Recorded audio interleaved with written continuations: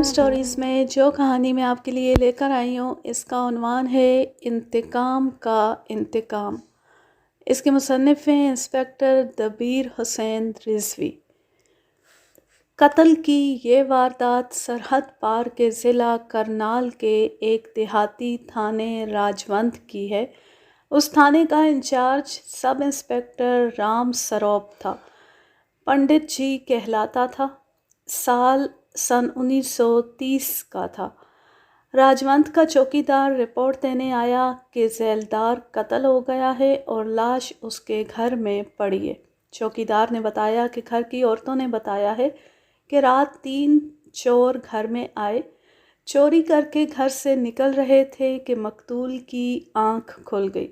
اس نے چوروں کا مقابلہ کرنے کی کوشش کی اور ان کے ہاتھوں مارا گیا۔ قارئین جانتے ہوں گے کہ ذیلدار سرکاری آدمی ہوا کرتا تھا۔ وہ گاؤں کا ہی رہنے والا اور اونچی ذات کا ہوتا تھا۔ اسے سرکاری افسر کی حیثیت حاصل ہوتی تھی۔ ایسے ہی نمبردار، سفید پوش اور چوکیدار ہوتے تھے۔ ذیلدار اور نمبردار سے لوگ خائف رہتے تھے کیونکہ وہ اپنی سرکاری حیثیت سے فائدہ اٹھاتے ہوئے جسے چاہتے ذلیل و رسوا کر دیتے اور چاہتے تو چوروں ڈاکوؤں پر پردہ ڈال دیتے تھے۔ تاہم پولیس کے لیے یہ بڑے کام کے آدمی تھے۔ راجوند کے ذیلدار کے قتل کی رپورٹ آئی تو تھانہ انچارج پنڈت رام سروپ فوراً موقع واردات پر پہنچا۔ تب اسے پتہ چلا کہ یہ تو بڑی سنگین واردات ہے۔ مقتول گھر میں اکیلا مرد تھا، باقی سب عورتیں تھیں۔ ان میں 3 بیوہ تھیں جن میں سے ایک ابھی نوجوان تھی۔ یہ سب مقتول کے خون کے رشتے تھے۔ ہندو عورت کی یہ بد نصیبی ہے کہ شادی کے خواہ اگلے ہی روز بیوہ ہو جائے وہ دوسری شادی نہیں کر سکتی۔ اس کی چوڑیاں توڑ دی جاتی ہیں، وہ بناؤ سنگھار نہیں کر سکتی، دوپٹہ میلا اوڑھتی ہے اور وہ اپنی ہم عمر لڑکیوں کے ساتھ اٹھ بیٹھ نہیں سکتی۔ اس کے لیے جوانی کے ارمان اور جذبات مر جاتے ہیں۔ بعض والدین اپنی بیوہ بیٹیوں کو کسی آشرم میں بھیج دیتے ہیں اور بعض کو ساری عمر کے لیے ہردوار، بنارس یا متھرا جیسے مندروں میں بھیج دیا جاتا ہے۔ ہندو سمجھتے ہیں کہ مندروں میں وہ گناہ سے محفوظ رہتی ہیں، لیکن وہاں ان کے لیے تنہائی گناہ کے سوا کچھ نہیں ہوتا۔ میں پہلے کسی کہانی میں ہندوؤں کے ان آشرموں کو بے نقاب کر چکا ہوں۔ بڑے مندروں میں جو بیوہ عورتیں پاک زندگی گزارنے کے لیے بھیجی جاتی ہیں وہ پنڈتوں، بھکتوں اور رشیوں کی تفریح کا ذریعہ بنتی ہیں۔ صرف میں ہی نہیں، پولیس کا ہر افسر جانتا ہے کہ بیوہ پر ہندو مت کی یہ پابندی کتنے گھناؤنے اور سنگین جرائم کو جنم دیتی ہے۔ مقتول ذیلدار کے گھر 3 بیوہ عورتیں تھیں جن میں لیلا نوجوان تھی اور خوبصورت بھی۔ مقتول بدصورت بلکہ قریح المنظر ادھیڑ عمر ہندو تھا۔ سارا گاؤں ہندوؤں کا تھا۔ یہ لوگ روایتی بزدل ہندو نہیں تھے، یہ جاٹ تھے اور دلیر تھے۔ رام سروپ نے سب سے پہلے لاش دیکھی۔ لاش کا گلا مقتول کی دھوتی سے گھونٹا گیا تھا۔ ان لوگوں کا لباس کرتا اور دھوتی تھی۔ دھوتی اس طرح باندھتے تھے کہ اس کا ایک پلو ٹانگوں کے درمیان میں سے گزار کر پیچھے اڑس لیتے تھے۔ مقتول کی دھوتی اتری ہوئی تھی اور یہ پھندے کی طرح اس کے گلے کے گرد لپیٹ کر اسے مارا گیا تھا۔ رام سروپ کو دوسری خاص چیز یہ نظر آئی کہ مقتول کا نازک عضو کاٹ کر الگ پھینک دیا گیا تھا۔ یہ ثبوت تھا کہ یہ قتل چوری کے سلسلے میں بڑی سخت عداوت کی بنا پر کیا گیا ہے۔ قتل کے معاملے میں 1-2 باتیں پیش نظر رکھیے۔ چور اور ڈاکو گھر کے کسی فرد کو اسی صورت میں قتل کرتے ہیں کہ وہ ان کے مقابلے میں اتر آئے یا وہ انہیں پہچان لے۔ اگر ایسی صورت پیدا نہ ہو تو چور مال سمیٹ کر بھاگنے کی کرتے ہیں۔ ان کا مقصد چوری ہوتا ہے، قتل نہیں۔ اس ذیلدار مقتول کو جس طرح قتل کیا گیا اور اس کی لاش کے ساتھ جو سلوک کیا گیا تھا، یہ ایسے قاتلوں کا کام نہیں تھا جو صرف چوری کرنے آئے ہوں۔ وہ کسی عداوت کا انتقام لینے آئے تھے۔ چوری بھی انہوں نے انتقامی جذبے کے تحت کی ہوگی۔ اگر وہ اسے اس لیے قتل کرتے کہ وہ ان کے راستے میں حائل ہو گیا تھا تو وہ اسے 2-4 ضربیں کسی ہتھیار سے لگا کر بھاگ جاتے۔ یہ اس کی قسمت تھی کہ مرتا یا زندہ رہتا۔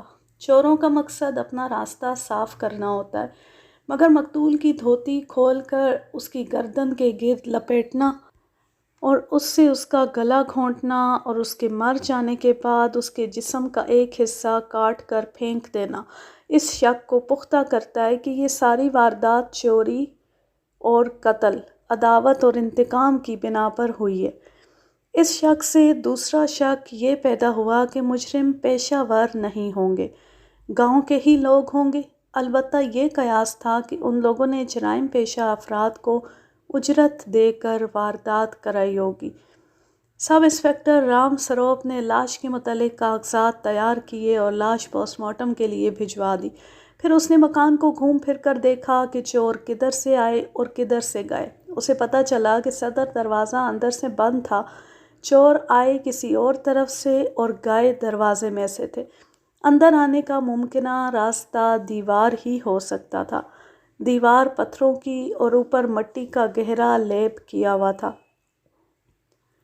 دیوار پر ایک جگہ بڑے صاف نشان نظر آئے کہ یہاں سے چور اوپر گئے ہیں۔ ہاتھوں اور پاؤں کی رگڑ کے نشان صاف تھے، لیکن زمین پر پاؤں کا نشان نہ ملا۔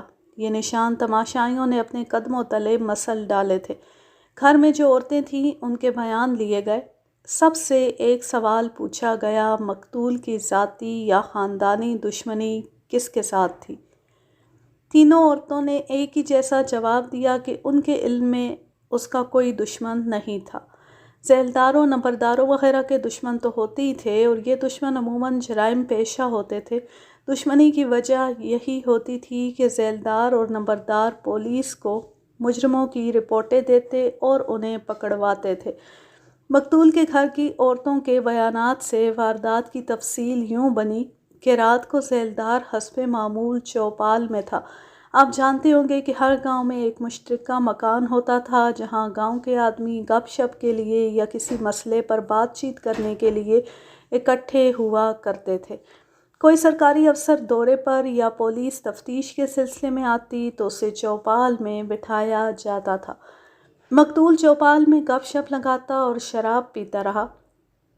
وہ دیر بعد گھر آیا۔ اس نے ہر رات کی طرح صدر دروازہ اندر سے بند کیا، کمروں کے دروازے دیکھے اور لیٹ گیا۔ موسم کچھ گرم تھا، اس لیے چارپائیاں صحن میں بچھائی گئی تھیں۔ مقتول کی چارپائی عورتوں کی چارپائیوں سے الگ اور کچھ دور تھی۔ ٹرنکوں کی اور گھر کی چابیوں کا گچھا مقتول اپنے پاس رکھتا تھا اور رات کو اپنے سرہانے کے نیچے رکھ کر سوتا تھا۔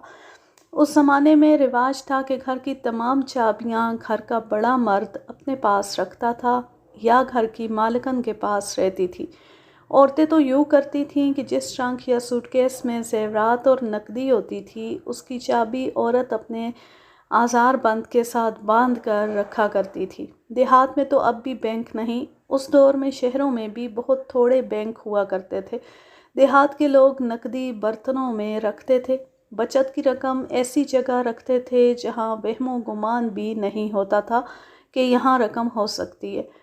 بڑے پلنگ کے پایوں میں اوپر سے تقریباً 2 انچ گول سوراخ کیا جاتا تھا اور اس پر ایسا ڈھکنا فٹ کیا ہوتا تھا جو پائے کا حصہ معلوم ہوتا تھا۔ ان سوراخوں میں رقم رکھی جاتی تھی۔ جن کے پاس روپیہ پیسہ ہوتا تھا وہ دیوار میں جگہ بنا کر وہاں رقم اور زیورات رکھ کر اوپر لیپ کر دیتے تھے۔ اس جگہ کا علم صرف گھر والوں کو ہوتا تھا۔ مقتول چابیوں کا گچھا اپنے سرہانے کے نیچے رکھ کر سوتا تھا اور گھر کے زیورات گدوں اور رضائیوں والی پیٹی میں رکھے تھے۔ یہ سرہانوں کے اندر روئی کے درمیان چھپا کر رکھے ہوئے تھے اور یہ سرہانے گدوں اور رضائیوں کے نیچے تھے۔ یہ 3-4 سرہانے تھے اور زیورات ان بیوہ عورتوں کے تھے۔ رام سروپ نے پہلے ہی دیکھ لیا تھا کہ یہ پیٹی کھلی ہوئی تھی، گدے اور رضائیاں فرش پر بکھری ہوئی تھیں۔ بیوہ عورتوں نے تو پولیس کے آنے تک یہی دیکھا تھا کہ ان کے گھر کا مرد قتل ہو گیا۔ ان پر اس قدر دہشت طاری تھی کہ کمروں میں جا کر انہوں نے دیکھا ہی نہیں کہ وہ لٹ بھی گئی ہیں۔ تھانے دار جب کمرے دیکھتا دیکھتا پیٹی والے کمرے میں گیا اور اس نے عورتوں کو اندر بلایا تو تینوں پیٹی اور بکھرے ہوئے گدوں وغیرہ پر ٹوٹ پڑیں، اور تینوں نے وہ واویلا بپا کیا کہ آسمان کے پردے پھٹنے لگے۔ انہوں نے تھانے دار رام سروپ کو بتایا کہ وہ سرہانے غائب ہیں جن میں زیورات رکھے ہوئے تھے۔ ان کا یہ رد عمل قابل غور تھا۔ گھر کے مرد کی لاش پر وہ صرف آنسو بہا رہی تھی، لیکن پتہ چلا کہ ان کے زیورات چوری ہو گئے تو انہوں نے سینہ کوبی اور چیخو پکار شروع کر دی۔ پیٹی کا تالا اس کی اصل چابی سے کھولا گیا تھا، چابیوں کا گچھا اس کے ساتھ تھا۔ عورتوں نے بتایا کہ یہ گچھا مقتول اپنے سرہانے کے نیچے رکھ کر سوتا تھا۔ اس سے یہ ظاہر ہوتا تھا کہ چوروں نے مقتول سے گچھا حاصل کرنے کے لیے اسے قتل کیا، لیکن عورتوں کے بیانات سے بات کچھ اور ہی نکلی۔ انہوں نے بتایا کہ دالان میں لالٹین جل رہی تھی جو ہر رات ساری رات کے لیے جلتی رکھی جاتی تھی۔ ذیلدار باہر سے آ کے سو گیا۔ انہیں کچھ خبر نہ ہوئی کہ چور کدھر سے اور کس وقت اندر آئے۔ انہیں یہی معلوم تھا کہ مقتول باہر سے آ کے سو چکا ہے۔ واردات اس کے بعد ہوئی۔ عورتیں مقتول کی للکار پر جاگیں۔ انہوں نے دیکھا کہ مقتول کے ہاتھ میں ٹکوا تھا۔ ٹکوا لمبی لاٹھی ہوتی ہے جس کے اگلے سرے پر لوہے کا خول چڑھا ہوتا ہے اور وہیں کلہاڑی نما بلیڈ ہوتا ہے۔ مقتول یہ ٹکوا اپنی چارپائی کے ساتھ رکھ کر سویا کرتا تھا۔ عورتوں کی آنکھ کھلی تو وہ دالان میں کھڑا تھا، اس کے ہاتھ میں ٹکوا تھا۔ اس کے سامنے 3 آدمی کھڑے تھے جن کے سر اور چہرے پگڑیوں میں لپٹے ہوئے تھے، اور وہ اسی علاقے کے دیہاتی لباس میں تھے۔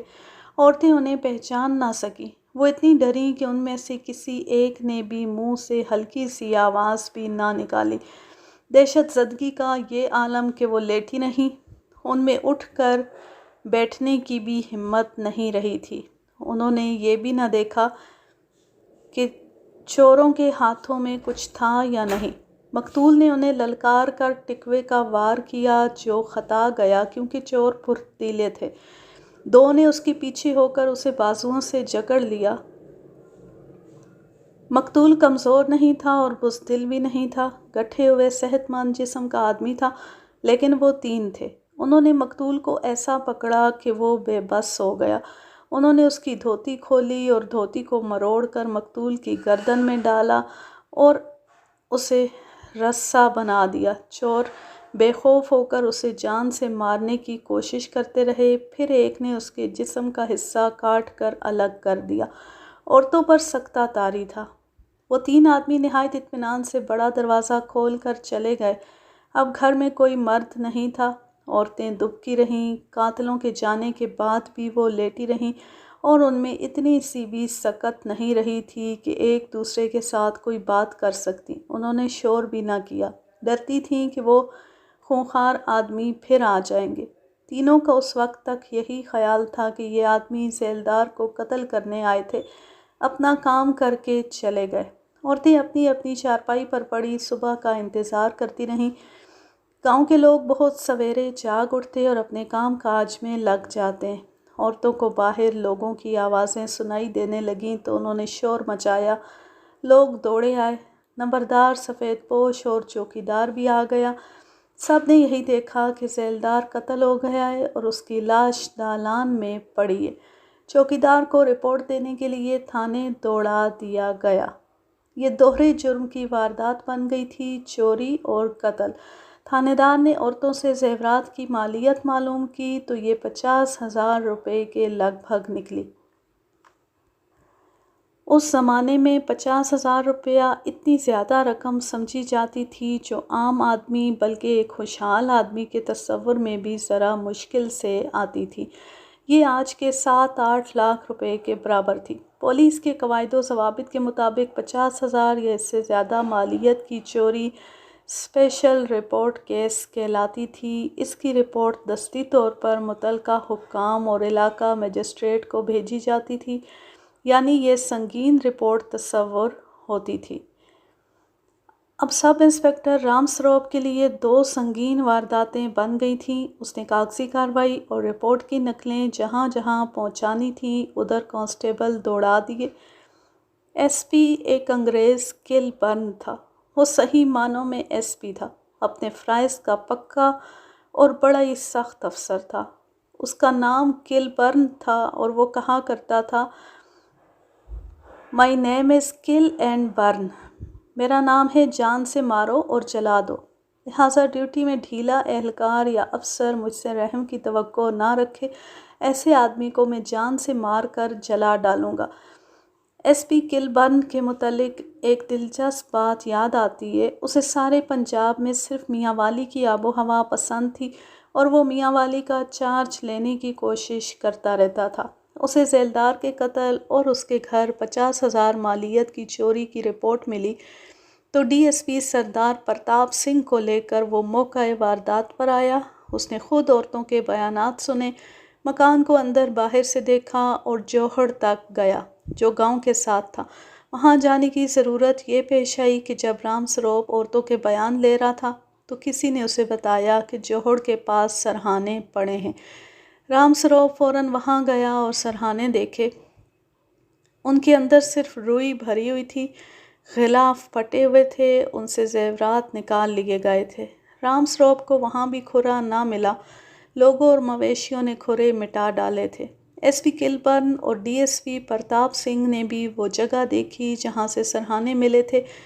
ایک انکشاف اور ہوا، مقتول کے کانوں میں مرکیاں ہوا کرتی تھیں، دونوں کانوں میں ایک ایک مرکی ہوتی تھی، لاش کے ساتھ دونوں مرکیاں نہیں تھیں۔ جہاں مرکیاں ہوتی تھیں وہاں سے کان چیرے ہوئے تھے، قاتلوں نے مرکیاں اس کے کانوں سے نوچی تھیں۔ ایس پی اور ڈی ایس پی رام سروپ کی کچھ رہنمائی کر کے اور کچھ ہدایات دے کر چلے گئے۔ اس کیس میں ایک بات واضح تھی، وہ یہ کہ مجرموں میں کوئی ایک گھر بھیدی تھا یا انہیں کسی گھر بھیدی کی رہنمائی حاصل تھی۔ انہیں معلوم تھا کہ چابیوں کا گچھا مقتول اپنے سرہانے کے نیچے رکھ کر سوتا ہے، اور انہیں یہ بھی معلوم تھا کہ زیورات رضائیوں والی پیٹی میں سرہانوں کے اندر رکھیں اور سرہانے رضائیوں اور گدوں کے نیچے پڑیں۔ گھر بھیدی گھر کا ہی کوئی فرد ہو سکتا ہے یا کوئی نوکر یا نوکرانی۔ رام سروپ نے تفتیش شروع کر دی۔ سفید پوش اور نمبردار اس کی مدد کر رہے تھے۔ ان کی نشاندہیوں پر کئی افراد مشتبہ بٹھائے گئے، ہر ایک کو زود و کوب کیا گیا، بعض سے رشوت لے کر چھوڑ دیا گیا، بعض کو صرف مار پیٹ کے بعد چھوڑ دیا گیا۔ ایسے موقعوں پر نمبردار، سیلدار اور سفید پوش اپنی ذاتی عداوتوں کی تسکین کر لیا کرتے تھے۔ جس سے دشمنی ہوئی اسے تھانے دار سے کہہ کر مشتبہ بلوا لیتے اور پولیس سے ان کی پٹائی کراتے تھے۔ اگر تھانے دار ایسا ویسا ہوتا تو یہ لوگ ایسے افراد کو بھی پھنسا دیتے تھے جو تھانے کے چائے پانی کی ہمت رکھتے تھے، ان سے پیسے بٹور کر چھوڑ دیا جاتا تھا۔ ایسی جرات ہر تھانے دار نہیں کرتا تھا، پھر بھی کچھ دل والے تھے جو ہاتھ صاف کر جاتے تھے۔ 8 دن گزر گئے۔ تفتیش کی ڈائری لکھی جاتی تھی جو اوپر والے دیکھتے تھے۔ انہوں نے دیکھا کہ 8-10 دنوں میں تفتیش ایک قدم آگے نہیں بڑھی۔ انگریز افسر اپنے قانون کا احترام کرتے اور جرم کو برداشت نہیں کرتے تھے۔ ایس پی کلبرن نے فوری طور پر سرکل انسپکٹر چودھری ہردے رام کو حکم دیا کہ رام سروپ کو ہٹا کر وہ تفتیش اپنے ہاتھ میں لے لے۔ انسپکٹر ہردے رام ہندو جاٹ تھا اور زندہ دل تھا۔ اس نے گاؤں میں جا کر ذیلدار مقتول کے گھر بیوہ عورتوں کو دیکھا اور یہ بھی کہ اس گھر میں کوئی مرد نہیں، تو اس نے تفتیش کی بجائے تفریح تباہ شروع کر دی۔ ایک بیوہ نوجوان تھی اور ایک اس سے ذرا بڑی۔ ہردے رام ان دونوں کو اکیلے اکیلے بلا کر انہی میں مگن رہتا۔ نمبردار اور سفید پوش شراب سپلائی کرتے تھے۔ دونوں بیواؤں کے ساتھ انسپکٹر ہردے رام کی بڑی گہری دوستی ہو گئی۔ ظاہری طور پر تفتیش رام سروپ والی ہی ہوتی رہی۔ نئے سرے سے مشتبہ بٹھائے گئے اور کانسٹیبل انہیں زود و کوب کرتے رہے۔ ایک روز D S P Pratap Singh آ گیا۔ وہ دیکھنے آیا تھا کہ تفتیش کہاں تک پہنچی ہے، لیکن اس کے پیچھے پیچھے ڈاکے کی ایک سنگین واردات کی رپورٹ آ گئی۔ پرتاپ سنگھ فوراً واپس چلا گیا۔ مقتول کے ماں باپ بچپن میں مر گئے تھے۔ اسے پھوپھی نے پالا تھا جس کا نام بھاگ بھری تھا۔ وہ اب بہت ہی بوڑھی ہو چکی تھی۔ اسے بہت صدمہ تھا۔ وہ جہاں دیدہ عورت تھی، وہ دیکھ رہی تھی کہ یہاں کیا ہو رہا ہے۔ دو جوان بیواؤں کا اتنی دیر باری باری تھانے دار کے ساتھ کمرے میں بند رہنا اس بڑھیا کے لیے کوئی معمہ نہیں تھا۔ معلوم نہیں کس نے اس کی رہنمائی اور حوصلہ افزائی کی کہ وہ کرنال چلی گئی اور ایس پی کلبرن کے دفتر کے سامنے دھرنا مار کر بیٹھ گئی۔ اس نے اعلان کر دیا کہ اس کے بھتیجے کے قاتلوں کی گرفتاری تک وہ یہیں بھوک ہڑتال پر رہے گی۔ ایک دیہاتی عورت ایسی جرأت نہیں کر سکتی تھی۔ نہ اسے خیال آیا ہوگا کہ اخباروں میں وہ اپنی پبلسٹی کرا سکتی ہے۔ یہ معلوم نہیں ہو سکا کہ اسے اس راستے پر ڈالنے والا اور اخباری نامہ نگاروں کو وہاں لانے والا کون تھا۔ ہوا یہ کہ ادھر بڑھیا ایس پی کے دفتر کے سامنے بیٹھی، ادھر نامہ نگار پہنچ گئے۔ انہوں نے خبریں تیار کیں اور دلی اور امبالہ سے شائع ہونے والے اخباروں کو بھیج دیں۔ دوسرے دن خبریں شائع ہو گئیں جن میں لکھا تھا کہ پولیس عیش و عشرت کر رہی ہے اور تھانے داروں نے مقتول کے گھر کی بیوہ عورتوں کو داشتائیں بنا لیا ہے۔ ایس پی کلبرن نے بڑھیا کی بات سنتی D S P Pratap Singh کو حکم دے دیا کہ وہ فوری طور پر موقع واردات پر جائے اور رپورٹ دے کہ بڑھیا کے الزامات کہاں تک درست ہیں۔ پرتاپ سنگھ نے حکم کی تعمیل کی، الزامات درست نکلے۔ اس نے ایس پی کلبرن کو رپورٹ دی کہ دونوں تھانے داروں کو لائن حاضر کیا جائے کیونکہ دونوں نہ صرف تفتیش میں کوتاہی کرتے رہے ہیں بلکہ دونوں جوان بیوہ عورتوں اور شراب سے دل بہلاتے رہے، اور یہ بھی کہ پولیس کے لیے راجوند گاؤں پکنک سپاٹ بنا ہوا ہے۔ D S P Pratap Singh نے یہ تجویز بھی پیش کی کہ یہ کیس سی آئی اے کو دیا جائے۔ ایس پی کلبرن نے رام سروپ اور ہردے رام کے خلاف بڑا سخت حکم جاری کیا اور کیس سی آئی اے کے ایک مسلمان سب انسپکٹر قاضی فضل حق کے سپرد کر دیا۔ قاضی فضل حق کا تھوڑا سا تعارف ضروری ہے۔ وہ صوم و صلات کے پابند، فرض کے پکے اور انسانی نفسیات کو سمجھنے والے انسان تھے۔ ان کا انداز عام تھانے داروں والا نہیں ہوتا تھا۔ قاضی فضل حق میرے بڑے بھائی صغیر حسین کے، جو پولیس میں سب انسپکٹر تھے، بڑے گہرے دوست تھے۔ اس کیس کی مختصر سی کہانی مجھے صغیر نے سنائی تھی۔ ضمناً یہ بھی بتا دوں کہ میرے یہ بڑے بھائی اپنی بیوی بچوں کے ساتھ حصار میں تھے۔ 29 اگست سن 1947 کے روز ہندوؤں نے ان کے گھر پر حملہ کر کے بھائی صغیر اور ان کے گھر کے تمام افراد کو شہید کر دیا تھا۔ یہ ایک معجزہ تھا کہ ایک فرد زندہ نکل آیا۔ یہ ہمارے خالو پروفیسر مشکور حسین یاد تھے جو لاشوں کے نیچے دب گئے تھے۔ اس تفتیش کی مکمل کہانی مجھے قاضی فضل حق کے فرزند قاضی مفتاح فضل حق نے سنائی تھی، جو سینٹرل پولیس آفس پنجاب کے آفس سپرنٹینڈنٹ رہ چکے ہیں۔ آج کل نیو مسلم ٹاؤن میں رہتے ہیں۔ سب انسپکٹر قاضی فضل واردات کے گاؤں راجوند چلے گئے۔ انہوں نے نمبردار اور سفید پوش سے تبادلہ خیال کیا۔ مقتول کی پھوپھی بھاگ بھری کی باتیں تو وہ پہلے ہی سن چکے تھے۔ وہ کرنال سے بھاگ بھری کے ساتھ آئے تھے۔ اگر ایس پی کلبرن کیس سی آئی اے کو نہ دیتا تو یہ بڑھیا اس کے دفتر کے سامنے بھوک ہڑتال پر بیٹھی رہتی۔ قاضی فضل حق نے مقتول کے گھر کی عورتوں کے ساتھ بھی باتیں کیں، گاؤں کے کچھ اور لوگوں کے ساتھ دوستانہ باتیں کیں۔ انہوں نے ہر کسی کو کھل کر بات کرنے اور جھوٹ بولنے والوں کو جھوٹ بولنے کا موقع دیا۔ یہ گاؤں ہندوؤں کا تھا۔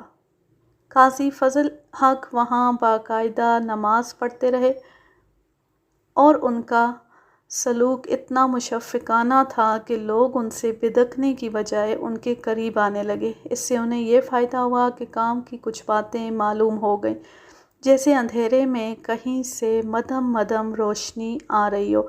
یہ تو رام سروپ اور ہردے رام بھی جان گئے تھے کہ جس انداز سے ذیلدار قتل ہوا ہے اور اس کی لاش کے ساتھ جو سلوک ہوا ہے یہ انتقامی جذبے کا پتہ دیتا ہے۔ دوسری یہ بات بھی صاف تھی کہ چوری جس طرح ہوئی ہے یہ گھر بھیدی کے بغیر نہیں ہو سکتی تھی، مگر پہلے دونوں تفتیشی افسروں نے اس لائن پر کوئی کام نہیں کیا تھا۔ قاضی فضل حق نے انہی دو اشاروں کو سامنے رکھ لیا اور ان کی قابلیت اور تجربے نے انہیں بتایا کہ گھر بھیدی اسی گھر میں موجود ہے اور انتقامی جذبہ بھی اسی گھر سے پیدا ہوا ہوگا۔ ان شکوک کی بنا پر انہوں نے توجہ کا مرکز تینوں بیوہ عورتوں کو بنا لیا۔ قاضی فضل حق ان کی باتیں کم سنتے تھے، ان کے انداز اور چہروں کے اتار چڑھاؤ کو زیادہ دیکھتے تھے۔ ان سے پوچھ گچھ کر کے انہوں نے سب سے چھوٹی بیوہ لیلا پر توجہ مرکوز کر لی اور اسی کو زیادہ دیر اپنے ساتھ رکھنا شروع کر دیا۔ لیلا خوبصورت بھی تھی۔ قاضی فضل حق نے محسوس کر لیا کہ یہ لڑکی پاک صاف نہیں اور یہ شرافت سے بیوگی نہیں گزار رہی۔ کوئی انسان اپنے گناہ کا اعتراف نہیں کیا کرتا۔ لوگ اپنے اعمال بد پر پردہ ڈالنے کی کوشش کیا کرتے ہیں۔ کامیاب پردہ پوشی کے لیے عمر کی پختگی اور بڑے لمبے تجربے کی ضرورت ہوتی ہے۔ یہ کامیابی دیہات کی ایک نوجوان بیوہ کی بس کی بات نہیں تھی۔ بعض کائیاں اور منجے ہوئے آدمی بھی پردہ پوشی کرتے کرتے بے نقاب ہو جاتے ہیں۔ اس حقیقت کو بھی نہ بھولیے کہ گناہ چھپا نہیں رہ سکتا، چہرے کے آئینے میں نظر آ ہی جاتا ہے۔ قاضی فضل حق نے اس لڑکی پر کوئی الزام عائد نہ کیا، اسے شک تک نہ ہونے دیا کہ انہیں اس پر شک ہے۔ اس لڑکی کے چہرے سے ظاہر ہو رہا تھا جیسے اسے توقع تھی کہ یہ تھانے دار بھی پہلے تھانے داروں کی طرح اسے عارضی داشتہ بنا لے گا۔ جوانی کی بیوگی کو اس عورت کے سوا کوئی نہیں سمجھ سکتا جو جوانی میں بیوہ ہو گئی ہو۔ قاضی فضل حق اس کے ساتھ مشفقانہ انداز سے باتیں کرتے رہے اور نہایت آہستہ آہستہ اسے اپنے مطلب کی بات پر لاتے رہے۔ انہوں نے اسے اپنے ساتھ بے تکلف کر لیا تھا، یوں کہہ لیں کہ انہوں نے لیلا کے دل پر قبضہ کر لیا تھا اور قاضی صاحب کی شخصیت لیلا پر حاوی ہو گئی تھی۔ انہوں نے ایسے انداز سے انسپکٹر ہردے رام کی بات چھیڑی کہ لیلا کے چہرے پر نفرت کے آثار آ گئے۔ اس نے اگل دیا کہ ہردے رام نے اسے ذریعہ تفریح بنائے رکھا۔ اس نے سب انسپکٹر رام سروپ کی کرتوت بھی بتا دی۔ قاضی فضل حق نے اس کی جذباتی کیفیت کے مطابق ایسی باتیں کی جن سے اسے جذباتی تسکین ملنے لگی۔ انہوں نے اس کے ذہن سے اتار دیا تھا کہ وہ کسی تھانے دار کے ساتھ باتیں کر رہی ہے۔ یہ ایک قسم کی ہپناٹزم ہوتی ہے۔ لیلا کی زبان سے اب اپنے آپ باتیں نکل رہی تھیں، یہاں تک کہ اس نے اپنا یہ راز بھی قاضی صاحب کے آگے رکھ دیا کہ آخر ذات کے ایک ہندو کے ساتھ اس کے درپردہ تعلقات ہیں۔ قاضی صاحب نے اسے کہا کہ اس کا کسی کے ساتھ ایسے تعلقات رکھنا قدرتی امر ہے۔ انہوں نے ہندو مت کو کوسا جو جوان بیوہ کو زندہ درگور کر دیتا ہے اور اسے اسی کے جذبات کی آگ میں جلاتا رہتا ہے۔ اس طرح کی کچھ اور باتیں کر کے قاضی صاحب نے لڑکی کی حوصلہ افزائی کی کہ کسی کے ساتھ ایسے تعلقات رکھنے میں وہ حق بجانب ہے۔ لڑکی اور زیادہ کھل گئی۔ قاضی فضل حق کا شک صحیح ثابت ہوا۔ قتل کا باعث مقتول کے گھر میں موجود تھا۔ اب انہیں یہ معلوم کرنا تھا کہ یہ لڑکی اس واردات کا باعث کس طرح بنی، یا اس کا اس کے ساتھ کوئی تعلق نہیں تھا۔ اس مقام پر آ کر لڑکی کچھ جھجکنے لگی۔ قاضی صاحب اس جھجک کو بھانپ گئے۔ یہ معنی خیز تھی۔ انہوں نے لڑکی کو لقمے دینے شروع کر دیے۔ قاضی فضل حق نے لیلا سے اور کچھ بھی نہ پوچھا۔ انہوں نے ایک ایسی دلیرانہ کارروائی کی جو بہت ہی کم کی جاتی ہے۔ انہوں نے سفید پوش اور نمبردار کو گرفتار کر لیا۔ قاضی فضل حق کی قابلیت نے کمال دکھا دیا۔ لڑکی نے بتایا کہ گاؤں کے سفید پوش یا نمبردار نے لیلا کو اس جوان سال آدمی کے ساتھ کہیں دیکھ لیا تھا۔ انہوں نے ایک دوسرے کے ساتھ بات کی ہوگی۔ دونوں نے ذیلدار مقتول کو بتایا کہ اس کے گھر کی لڑکی فلاں کے ساتھ دیکھی گئی ہے۔ مقتول نے لیلا کو مارا پیٹا لیکن وہ باز نہ آئی۔ اس آدمی کے ساتھ تعلقات دلی محبت بن چکے تھے۔ مقتول کو پتہ چلا تو اس نے لیلا کو آئے دن مارنا پیٹنا شروع کر دیا اور ایک روز مقتول نے اس آدمی کو بھی پیٹ ڈالا۔ قاضی صاحب نے لڑکی سے معلوم کر لیا کہ یہ آدمی غیر شادی شدہ ہے اور خوشحال آہیر خاندان کا ہے۔ انہوں نے لڑکی سے یہ بھی معلوم کر لیا کہ سفید پوش اور نمبردار کو بھی معلوم ہے کہ مقتول نے اس آدمی کو مارا پیٹا تھا۔ یہ تو قاضی صاحب کو معلوم ہو ہی گیا تھا کہ جب رام سروپ اور بعد میں ہردے رام تفتیش کر رہے تھے تو سفید پوش اور نمبردار ایسے آدمیوں کو مشتبہ پکڑ پکڑ کر لاتے رہے جن کے ساتھ ان کی ذاتی عداوت تھی اور جن سے وہ رشوت بٹور کر ان تھانے داروں کو دلا سکتے تھے۔ انہوں نے اس آدمی کو مشتبہ نہ بٹھایا جس کے ساتھ لیلا کے تعلقات تھے اور اسے مقتول نے مارا پیٹا تھا۔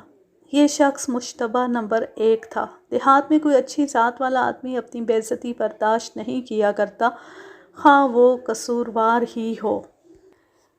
یہ لوگ سرکاری افسروں کے زمرے میں آتے تھے اور دیہاتی معاشرے میں ان کا رول بڑا ہی اہم ہوتا تھا، اس لیے ان کی گرفتاری کی اطلاع اور گرفتاری کی وجہ کمشنر اور ڈپٹی کمشنر کو دینی پڑتی تھی۔ مجھے یہ معلوم نہ ہو سکا کہ قاضی صاحب نے اتنا ٹھوس ثبوت کیسے حاصل کر لیا کہ انہوں نے ان دونوں کو گرفتار کر لیا۔ بہرحال یہ ان کی قابلیت، دیانتداری اور فرض کی لگن تھی کہ ان کی نظر نے بڑی دور کی چیز دیکھ لی۔ انہوں نے ان کی گرفتاری کی وجہ یہ لکھی کہ دونوں تفتیش کے دوران مشتبہ افراد سے رشوت لیتے رہے اور اب شہادت اور اصل مجرموں پر پردہ ڈال رہے ہیں۔ قاضی فضل حق نے دونوں سے الگ الگ پوچھ گچھ کی اور پولیس کا یہ مخصوص حربہ استعمال کیا کہ دونوں کو ایک دوسرے کے خلاف اکسایا۔ ایک کو کہا کہ دوسرے نے سب کچھ بتا دیا ہے اور سارا وزن تم پر ڈال دیا ہے، دوسرے سے کہا کہ اس نے تمہارے خلاف بیان دے دیا ہے اور اصل واقعہ بتا دیا ہے۔ یہ دونوں دیہات میں اونچی حیثیت کے مالک تھے، گاؤں والوں کو اپنے پاؤں کے نیچے رکھتے تھے۔ گرفتاری سے ان کی یہ حیثیت ختم ہو گئی تھی اور بے عزتی الگ تھی۔ اس صورتحال سے نکلنے کے لیے انہوں نے قاضی صاحب کی جوتیاں چاٹیں اور جو کچھ وہ جانتے تھے وہ انہوں نے بیان کر دیا۔ وہ اتنا ہی جانتے تھے کہ اس جوان سال آدمی کے تعلقات لیلا کے ساتھ تھے اور انہوں نے دونوں کو اکٹھے دیکھا تھا۔ انہوں نے مقتول کو بتایا اور مقتول نے اس آدمی کو مارا پیٹا تھا۔ اس آدمی نے کہا تھا کہ وہ اپنی بے عزتی کا انتقام لے گا۔ سفید پوش اور نمبردار نے یہ بھی بتایا کہ ذیلدار قتل ہو گیا تو انہیں پہلا شک اسی آدمی پر تھا، لیکن وہ اسے بچانا چاہتے تھے۔ انہوں نے نہ رام سروپ کو بتایا نہ ہردے رام کو کہا کہ اس شخص کو پکڑو، شاید کچھ حاصل ہو جائے۔ انہوں نے تسلیم تو نہ کیا، لیکن انہوں نے اس سے رشوت ضرور لی ہوگی۔ قاضی فضل حق نے پوچھا کہ وہ آدمی کہاں ہے؟ دونوں نے بتایا کہ قاضی صاحب اس گاؤں میں آئے تو وہ یہیں تھا اور دیکھتا رہا کہ یہ نیا تھانے دار کیا کرتا ہے۔ 2-3 دنوں میں ہی اس نے دیکھ لیا کہ نیا تھانے دار پہلے 2 تھانے داروں سے مختلف ہے اور یہ سراغ پا کر ہی ٹلے گا، تو وہ آدمی گاؤں سے چلا گیا۔ سفید پوش اور نمبردار کو یہ بھی معلوم تھا کہ وہ ریاست پٹیالہ کے فلاں گاؤں میں ہے۔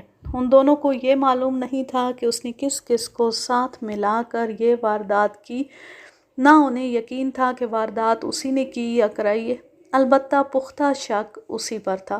قاضی فضل حق کو بہت بڑا سراغ اور بڑا واضح اشارہ مل گیا تھا۔ انہوں نے سفید پوش اور نمبردار کے بیانات کے اس حصے پر یقین نہ کیا کہ وہ مجرموں کو نہیں جانتے۔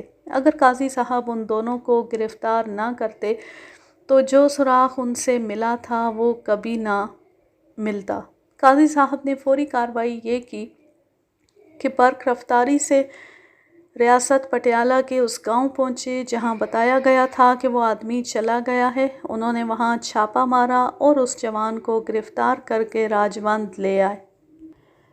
یہ آدمی کہتا تھا کہ اس واردات کے ساتھ اس کا کوئی تعلق نہیں۔ CIA کا تشدد مشہور تھا، بلکہ CIA کی تفتیش تشدد سے ہی شروع ہوتی تھی، لیکن قاضی فضل حق نے اس آدمی کو تشدد سے بچائے رکھا اور اسے کہا کہ اس کے خلاف بڑی پکی شہادت اور ثبوت مل گیا ہے، اس لیے یہ ضروری نہیں کہ وہ اقبال جرم کرے، لیکن اس کی جوانی پر رحم کرتے ہوئے اسے وعدہ معاف گواہ بنا لیا جائے گا، بشرط یہ کہ وہ مال برآمد کرا دے اور اپنے ہر ایک ساتھی کو گرفتار کرا دے۔ قاضی صاحب نے جھوٹا وعدہ کیا تھا۔ یہ شخص عادی مجرم نہیں تھا، وہ پولیس کے جال میں کبھی نہیں آیا تھا۔ اس نے سزا سے بچنے کے لیے اقبال جرم کر لیا اور اپنے دونوں ساتھیوں کی نشاندہی کر دی۔ اس نے یہ بھی بتایا کہ انہوں نے زیورات ایک کپڑے میں باندھ کر کھیتوں میں ایک راہٹ کے قریب زمین میں دبا دیے تھے اور ابھی تک وہیں ہیں۔ اس نے یہ بھی بتایا کہ مقتول کے کانوں سے مرغیاں اس کے ایک ساتھی درگا داس نے اتاری تھیں۔ قاضی فضل حق نے اس کے دونوں ساتھیوں کو گرفتار کر لیا۔ درگا داس کے گھر کی تلاشی لی تو مرغیاں برآمد ہو گئی۔ قاضی صاحب ان تینوں میں سے کسی کو بھی وعدہ معاف گواہ نہیں بنانا چاہتے تھے، لیکن انہوں نے ہر ایک سے کہا کہ اسے وعدہ معاف گواہ بنایا جائے گا، بشرط یہ کہ وہ جرم کی پوری تفصیل سنا دے اور مال برآمد کرا دے۔ ایک تو اقبال جرم کر چکا تھا، باقی دو نے بھی جرم کا اقبال کر لیا۔ تینوں کے بیان ایک جیسے تھے۔ تینوں نے بتایا کہ زیورات راہٹ کے قریب زمین میں دبا دیے تھے۔ قاضی صاحب نے ہر ایک سے الگ الگ پوچھا کہ زیورات کس طرح دبائے گئے تھے۔ تینوں کا جواب ایک جیسا تھا۔ تینوں نے قتل کا باعث ایک ہی بتایا۔ لیلا کے دوست نے بتایا کہ وہ مقتول سے اپنی بے عزتی کا انتقام لینا چاہتا تھا۔ اس نے اعتراف کیا کہ لیلا کے ساتھ اس کا درپردہ دوستانہ تھا۔ ذیلدار کو پتہ چل گیا تو اس نے اسے مارا پیٹا۔ اس جوان کے دل میں ذیلدار کی عداوت اس لیے بھی بھری ہوئی تھی کہ وہ لیلا پر تشدد کرتا رہتا تھا۔ لیلا نے اپنے دوست سے کہا کہ وہ اس کے ساتھ کہیں بھاگ جانے کو تیار ہے اور وہ زیورات بھی لے آئے گی۔ اس کے بعد ذیلدار نے اس شخص کو مارا پیٹا تھا۔ ان دونوں نے نہ صرف گھر سے بھاگنے کا ارادہ کر لیا بلکہ ذیلدار سے انتقام لینے کا بھی منصوبہ بن گیا۔ اس میں ذیلدار کا قتل شامل نہیں تھا، صرف یہ تھا کہ ان کے گھر میں جتنے زیورات ہیں وہ چوری کر لیے جائیں گے۔ لیلا نے اسے بتایا کہ بڑی پیٹی میں زیورات رکھے ہیں۔ یہ بھی بتایا کہ پیٹی کس کمرے میں ہے اور پیٹی میں زیورات کس جگہ ہیں۔ لیلا کے دوست نے اپنے دوستوں کو ساتھ لیا، انہیں زیورات کے حصے کا لالچ دیا، کچھ دوستی کا جذبہ بھی تھا۔ انہوں نے واردات کی رات ذیلدار کو چوپال میں دیکھا، وہ شراب پی رہا تھا۔ انہوں نے اسی رات واردات کرنے کا فیصلہ کر لیا۔ انہوں نے یہ طے کیا تھا کہ اگر سرہانے کے نیچے سے چابیاں نکالتے ذیلدار جاگ اٹھا تو اسے قتل کر دیا جائے گا۔ وہ دیوار پھلانگ کر اندر گئے۔ ایک آدمی ذیلدار کے سرہانے کی طرف زمین پر بیٹھ گیا۔ ذیلدار نے کروٹ بدلی تو اس آدمی نے اتنی آہستگی سے چابیوں کا گچھا نکال لیا کہ ذیلدار کو خبر تک نہ ہوئی۔ پیٹی مل گئی، اس کا تالا کھل گیا، گدے اور رضائیاں باہر پھینکی تو زیورات والے سرہانے مل گئے۔ وہ سرہانے اٹھا کر باہر نکلے۔ دالان میں لالٹینیں جل رہی تھیں۔ وہ دالان میں سے گزر رہے تھے تو ذیلدار جاگ اٹھا۔ وہ ٹکوا ہاتھ میں لیے دوڑا آیا۔ لیلا کے دوست کے سینے میں نفرت اور انتقام کی آگ بھڑک اٹھی۔ اس نے اپنے دوستوں سے کہا کہ اسے ختم کر کے چلیں گے۔ ذیلدار نے ان میں سے ایک پر ٹکوے کا وار کیا لیکن وہ آدمی ایک طرف ہٹ گیا۔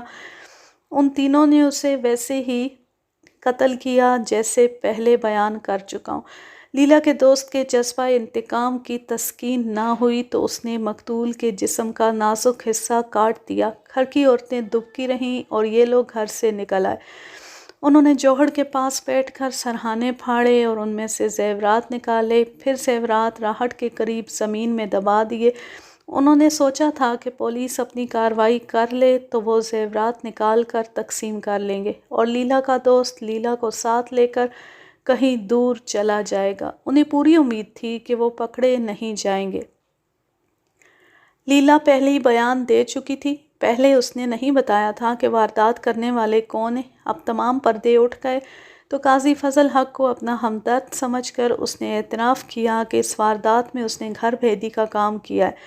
اس نے روتے ہوئے اپنے جذبات کا اظہار کیا۔ اس نے کہا سب سے پہلے تو اس کے دل میں اپنے مذہب کے خلاف نفرت پیدا ہوئی جو بیوہ کو دوسری شادی کی اجازت نہیں دیتا۔ اسے اپنے پنڈتوں سے بھی نفرت ہو گئی جو بیوہ کو منحوس سمجھتے ہیں لیکن اسے ہوس کی نگاہوں سے دیکھتے ہیں، اس پر ڈورے ڈالتے ہیں۔ پھر لیلا نے اپنی تشنگی کی تسکین کا ایک درپردہ ذریعہ پیدا کر لیا تو اس کے گھر کے بزرگ نے اسے مارنا پیٹنا شروع کر دیا۔ وہ مجھے ہر وقت شک کی نگاہوں سے دیکھتا تھا، مجھے مجرم سمجھتا تھا اور مجھ پر کڑی نظر رکھتا تھا۔ کیا ہمارا مذہب، ہمارے پنڈت اور ہمارے بزرگ بیوہ کو انسان نہیں سمجھتے؟ کیا اس کے خاوند کے مر جانے سے اس کے جذبات بھی مر جاتے ہیں؟ ہندو مذہب ظالم ہے، یہ انسانوں کو نیکی کا نہیں بدی کا راستہ دکھاتا ہے۔ میری حالت پر غور کریں، مجھے ایک مرد کے ساتھ بیاہ دیا گیا، میری عمر دیکھیں، 2 سال پہلے جب میری شادی ہوئی اس وقت میں کم سن تھی۔ اس مرد نے میرے جذبات کو بیدار کیا اور ان کی تسکین کا ذریعہ بتایا، میرے دل میں محبت پیدا کی اور 2 سال بعد وہ مر گیا۔ اگر کوئی میرے جذبات کو نہیں سمجھ سکتا تو وہ ظالم ہے۔ پھر تھانے دار آئے، انہوں نے مجھے شراب پلائی اور کھلونا بنائے رکھا۔ مجھے یہ حق کیوں نہیں دیا جاتا کہ میں بھی مردوں کی طرح اپنی پسند کے کسی کھلونے سے کھیلوں؟ لیلا دیکھنے میں گنوار سی دیہاتن اور نوجوان تھی لیکن اس کے مجروح اور مجبور جذبات نے اسے ایسی زبان دے دی تھی جس نے قاضی فضل حق کے دل پر بڑا ہی گہرا اثر کیا۔ اس نے قاضی صاحب سے کہا کہ وہ پہلے آدمی ہیں جنہوں نے اس کی ہمدردی کی باتیں کی ہیں اور اس پر بری نظر نہیں ڈالی۔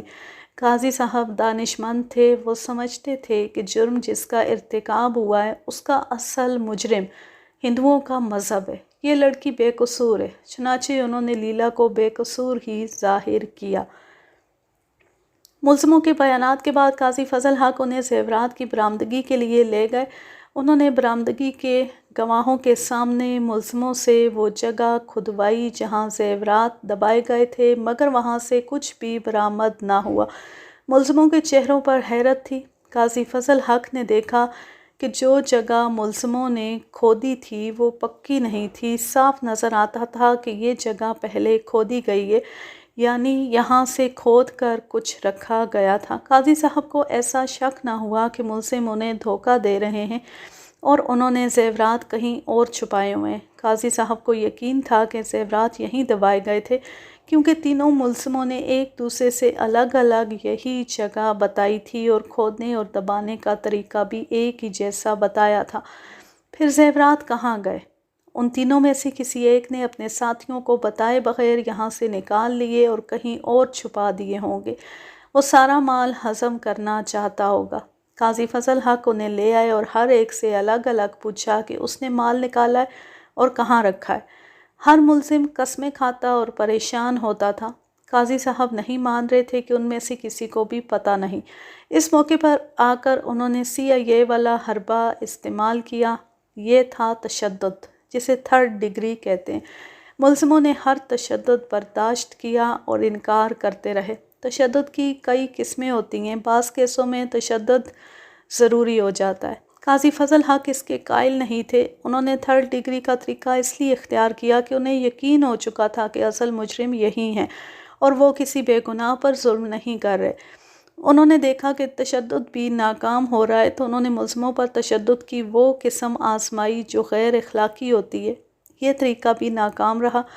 قاضی فضل حق نے ملزموں کے اقبالی بیانات کے مطابق شہادت اکٹھی کر لی اور چالان عدالت میں دے دیا۔ انہوں نے ان 3 ملزموں کا چالان کیا تھا، لیلا کو ملزموں میں شامل نہ کیا۔ سفید پوش اور نمبردار کو انہوں نے چالان کے خانہ نمبر 2 میں رکھا تھا۔ قاضی صاحب نے مجسٹریٹ کو درخواست دے کر ان دونوں کو ڈسچارج کرا دیا۔ ملزم خوشحال گھرانوں کے تھے، تینوں جوان بلکہ نوجوان تھے۔ ان کے باپوں نے دلی کے بہترین وکیل کر لیے۔ اس زمانے میں مقدموں کی سماعت تیزی سے اور فیصلے جلدی ہو جاتے تھے، لیکن یہ مقدمہ 2.5 سال چلا۔ اس کی وجہ یہ تھی کہ وکیل بڑے قابل تھے۔ وہ مقدمے کو کسی نہ کسی بہانے لٹکاتے رہے۔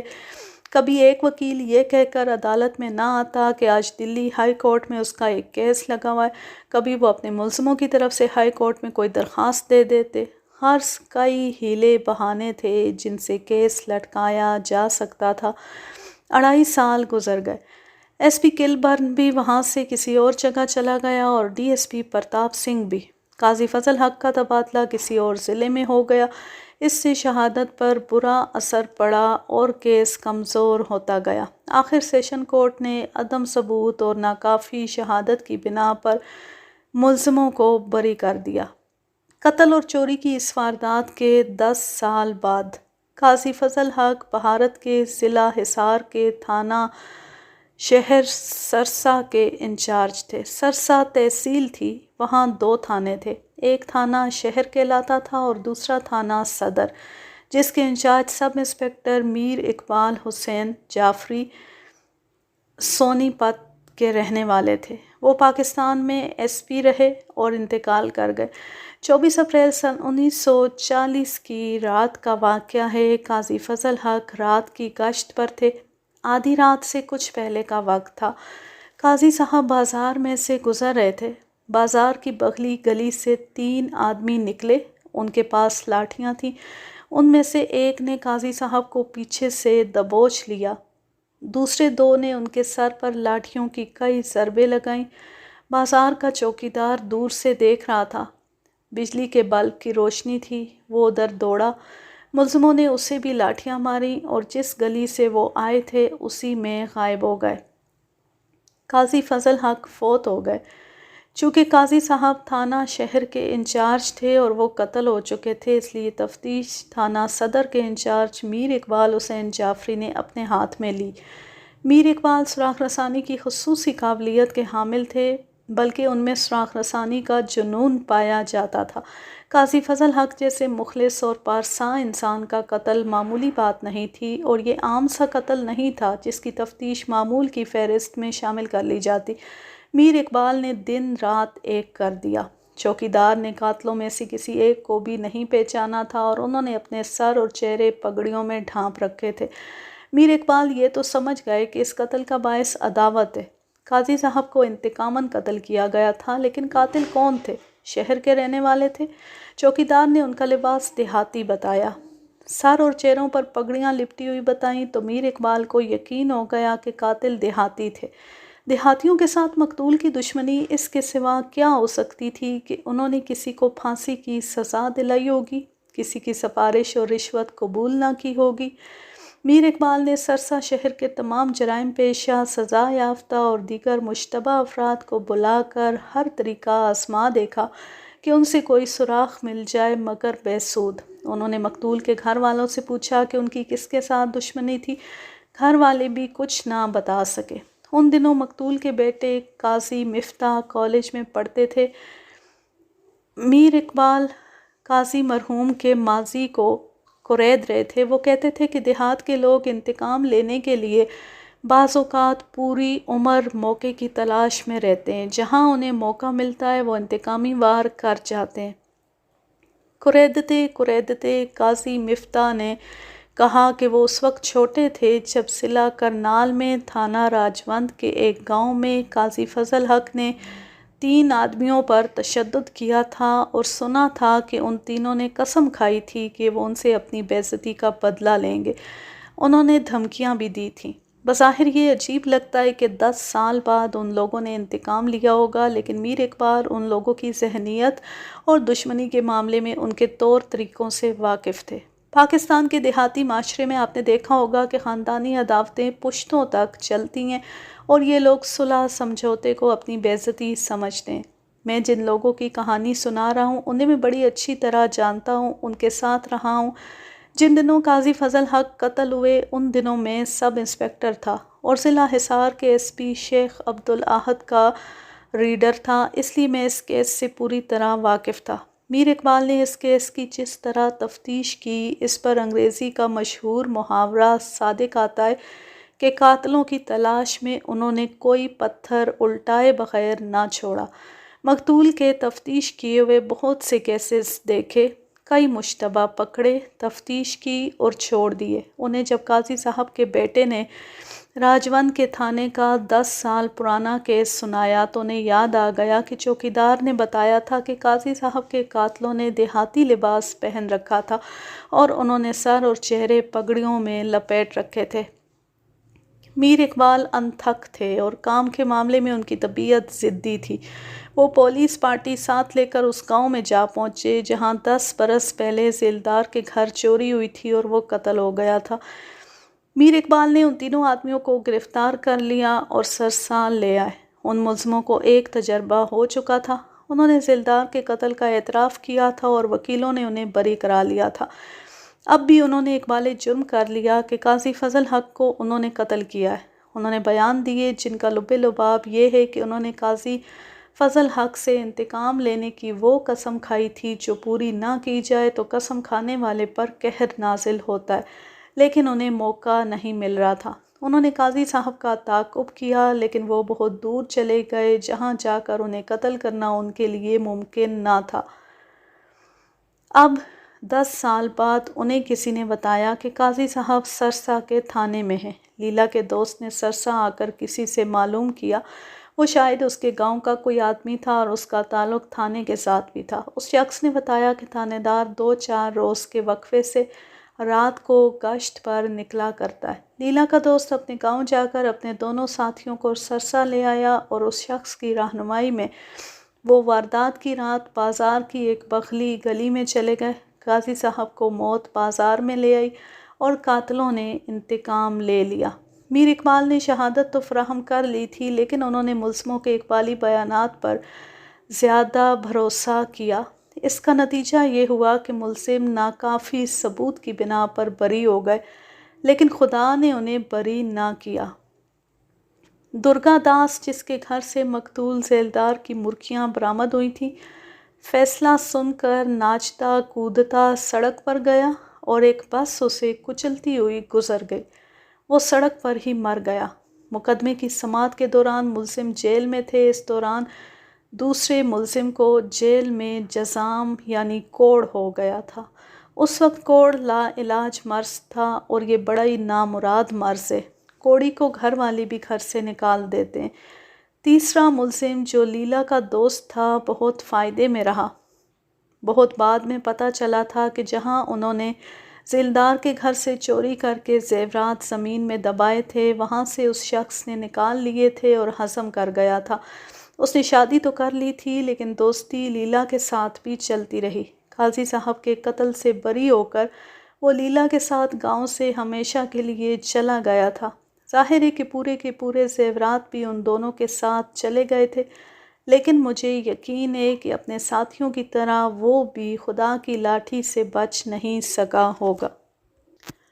یوں یہ زبردست کہانی اپنے اختتام کو پہنچی۔ اب میں لیتی ہوں آپ سے اجازت۔ جہاں رہیں خوش رہیں، شاد و آباد رہیں، ہنستے مسکراتے رہیں، اور اگر یہ کہانی یا میرا انداز پسند آئے تو اس چینل کو سبسکرائب ضرور کر لیں اور بیل آئیکن کو ضرور پریس کریں تاکہ آنے والی ہر نیو ویڈیو کی نوٹیفیکیشن آپ کو بر وقت ملتی رہے۔ ویڈیو کو لائک کیجئے، زیادہ سے زیادہ شیئر کیجئے اور اچھا سا کمنٹ کیجئے۔ اللہ حافظ۔ اللہ نگہبان۔